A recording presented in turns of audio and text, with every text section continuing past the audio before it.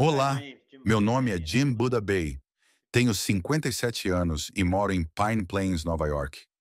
Minha ex-esposa e eu nos separamos recentemente após um longo casamento.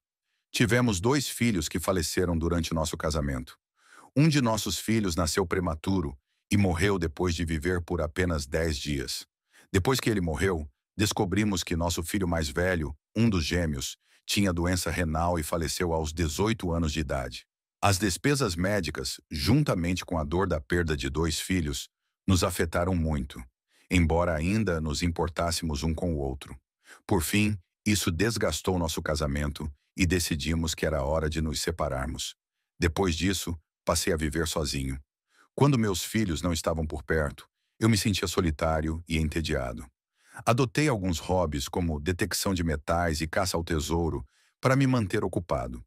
Um dia decidi fazer uma caminhada perto da minha casa, que fica em uma rua sem saída. Minha irmã morava nessa rua, então eu já tinha ido lá de carro para visitá-la, mas nunca tinha caminhado por esse caminho. Eu moro perto da entrada da rua sem saída, então pensei em dar uma caminhada. Não era como se eu estivesse fazendo meus habituais 6 quilômetros por dia. Era apenas uma caminhada. Não há iluminação pública na estrada e também não há muitas casas. Mas se você caminhar em direção à entrada da estrada principal, há uma prefeitura do outro lado da rua com postes de luz no estacionamento. Imaginei que fosse uma estrada municipal, portanto, eu andaria um pouco por ela. Estava escuro, por volta das 7 horas da noite, e comecei a caminhar em direção à entrada. Meu plano era caminhar um pouco até lá e depois voltar para casa. Quando cheguei à estrada principal, um carro saiu da pista. As pessoas que estavam dentro dele estavam bêbadas, desordeiras e causando uma cena. Pensei, isso não é bom. Nunca se sabe o que vai acontecer com pessoas bêbadas. Algumas estão felizes e outras estão com raiva. Então, decidi dar meia volta e voltar para casa. Voltei para minha casa, que não é longe. Talvez uns 2 décimos de milha. Há uma pequena colina em frente à minha casa e pensei, vou descer um pouco a colina e depois dar meia volta e voltar para casa. E foi o que fiz. Desci a colina e acabei passando pelo que acabou sendo a casa da minha vizinha. Passei um pouco depois da casa dela e pensei, ok, é hora de ir para casa. Posso ir para casa, me deitar e relaxar. Dei meia volta, atravessei a rua e comecei a subir a colina de volta. Vi luzes de carros no topo da colina. Eles pareciam mais distantes do que estavam. Muitos carros descem a estrada e dão meia volta em nossa entrada de garagem, porque não é apenas a entrada de uma casa, mas também de uma oficina de paisagismo com uma grande área aberta. Era o primeiro lugar para dar a volta no lado esquerdo da estrada. Vi as luzes do carro, então saí da estrada para deixar o carro passar. Foi aí que minha vida virou de cabeça para baixo. Ao sair da estrada, tropecei e o chão pareceu se abrir embaixo de mim. Caí de cabeça no que parecia ser um grande buraco negro. Acabei caindo de lado em um barranco. De cabeça. Bati minha cabeça em uma pedra. Era uma vala de drenagem parcialmente cheia de água. Tive sorte porque no local onde caí não havia água. Se houvesse, eu provavelmente não estaria aqui hoje. Bati minha cabeça com muita força e fiquei inconsciente. Não sei por quanto tempo fiquei inconsciente. Pode ter sido por alguns segundos, 10 segundos ou 1 minuto. Quando voltei a mim, estava sentindo uma dor excruciante. Eu havia quebrado o ombro esquerdo, mas felizmente não havia quebrado o ombro direito. Estendi a mão, mas caí e bati com o lado esquerdo da cabeça. Levantei a mão e meus dedos tocaram meu crânio, que estava molhado. Naquele momento percebi que estava com sérios problemas. O ferimento em minha cabeça era grande e sangrava muito. Pensei no meu celular, mas lembrei que estava na Hammertown Road, onde o serviço de celular era péssimo. Além disso, eu tinha um telefone flip antigo que só acendia se alguém ligasse, e eu teria de abri-lo para usá-lo. Decidi que não valia a pena usar o celular. Decidi que não valia a pena o esforço. Gritei por ajuda, mas era uma rua sem saída em um domingo à noite, e a maioria das pessoas estava em casa. Eu gritei, por favor, Deus, por favor, me ajude. Não sei por quanto tempo gritei, mas foi preciso tanto esforço que minha voz ficou cada vez mais fraca. Percebendo que não havia ninguém vindo, desisti. Enquanto estava deitado ali, minha vida começou a passar diante dos meus olhos. Fiquei muito emocionado pensando em meus filhos. Tenho 3 filhos, 2 já faleceram. Foi uma batalha difícil e emocional. Eu estava deitado perto de um bueiro e percebi que precisava me mover. Pensei comigo mesmo: se eu estiver paralisada, estou morta. Se eu puder me mover, talvez possa morrer de uma maneira melhor. Eu sabia que havia quebrado o pescoço. Portanto, os movimentos eram limitados, mas eu conseguia enxergar um pouco.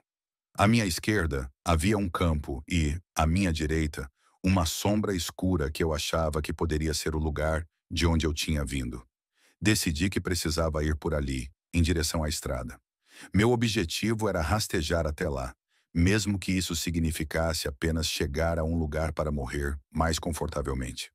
Comecei a rastejar e a dor era insuportável. Cheguei a uma colina e comecei a subir, caindo para trás e depois subindo novamente. Por fim, cheguei a um tronco. Naquele momento, eu só conseguia descrever como se estivesse deitado em um tronco, como um homem preso em um barco que está afundando.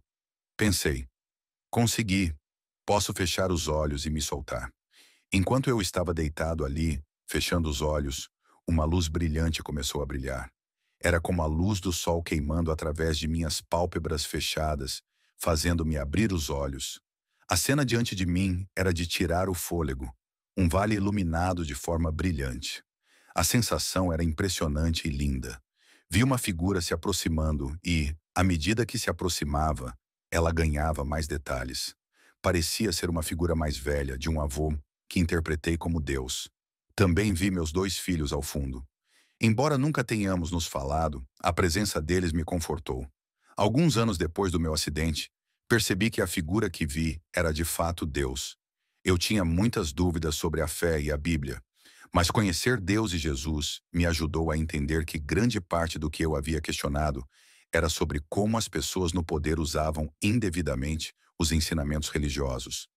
Minha fé e esperança foram reacendidas. Deus me disse que eu tinha coisas a fazer, embora me sentisse como uma pessoa comum. Eu estava cheio de um senso renovado de propósito e fé. Vi uma pequena luz em uma casa e percebi que tinha de tentar alcançá-la. Apesar da dor, eu sabia que tinha de fazer um esforço para chegar lá. Consegui me ajoelhar, mas a gravidade e a dor eram avassaladoras. Tentei me levantar, mas acabei caindo novamente.